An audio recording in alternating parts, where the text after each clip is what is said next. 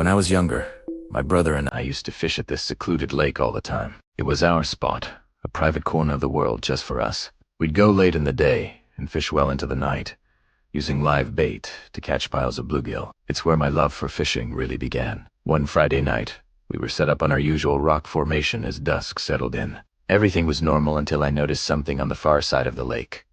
Strong ripples, moving in the low light. We squinted, trying to figure out what was causing them. Then, a dark shape rose out of the water.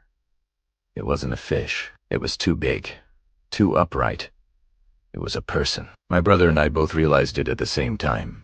The idea was bizarre. Hardly anyone came here, especially after dark. And this person had been completely submerged for who knows how long. My heart started pounding, and I wanted to leave. But my brother JJ pointed out they were too far away to bother us.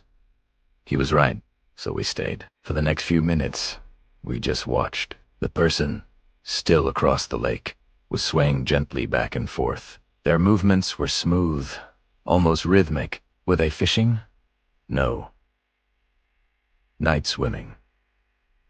The water was freezing cold. I told JJ to get back to fishing, but he was transfixed, just staring. A few minutes later, JJ tapped my shoulder and whispered, "Look." The figure sank beneath the surface and vanished. I waited for them to come back up. A minute passed. Then two. JJ had pulled out his phone and started a stopwatch. Holding your breath that long in freezing water is insane. Just before the 3-minute mark, ripples appeared again, but much closer this time. Maybe only a fifth of the lake away. The person had held their breath for nearly 3 minutes and swam that distance underwater. The hair on my neck stood up. I told JJ we were leaving. This time, he didn't argue, but as we stood up, the figure rose from the water again. Now, we could see clearly. It was a woman, not much older than us, with long brown hair and a dark green swimsuit. She was kind of beautiful.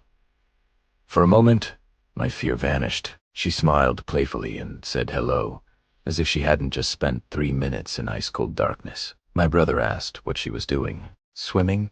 she said with a little head tilt. He asked if she was training for something. She smiled again. "Something like that." Then she drifted closer and asked if we wanted to join her. I blurted out, "Are you crazy?" "The water's freezing." She just laughed and called us babies. When we sighed, now the look in her eyes changed. Every alarm in my head went off. I grabbed JJ and said we were leaving. I wasn't prepared for what she did next. She screamed. A raw, piercing no.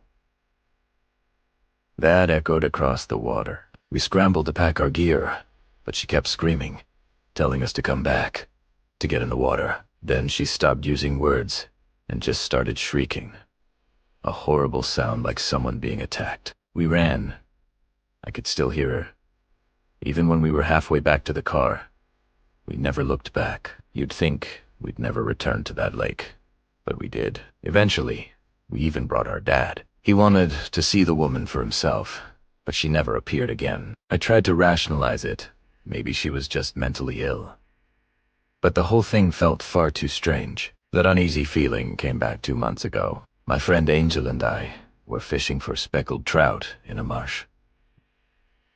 Early spring, freezing water. About an hour in, Angel leaned too far over, and his phone slipped into the muddy water. He refused to leave without it, so before I could stop him, he stripped down and waded in, feeling around with his feet. The water was nearly chest deep.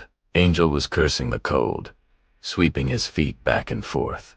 I was waiting in the kayak, just wanting to go home. Suddenly, Angel yelped, and his entire body plunged forward. 1 second he was standing, the next, he was gone. I thought he'd slipped, but after a few seconds of silence, pure panic hit me. I was about to jump in when he exploded out of the water, covered in muck, screaming at me to get us moving. I yanked him into the kayak and we paddled like our lives depended on it. He was shaking violently, and not just from the cold. He said something grabbed him. Not a hand, not an animal. Something wrapped around his ankle with terrifying strength and tried to drag him deeper. He fought and somehow broke free. I tried to suggest it was a big catfish or a gar, but even I didn't believe it. I've never gone back to that spot. Around that same time, another incident happened. My usual weekend group cat, Nick, and McGann decided to hang out at the reservoir near McGann's house. We'd been there dozens of times, using a hole in the fence to get to our favorite spot, a little sandy area we called the beach. As the sun went down, Nick and I set up our fishing gear. That's when Cat pointed down the bank. A canoe was lodged in the reeds. We walked over to check it out.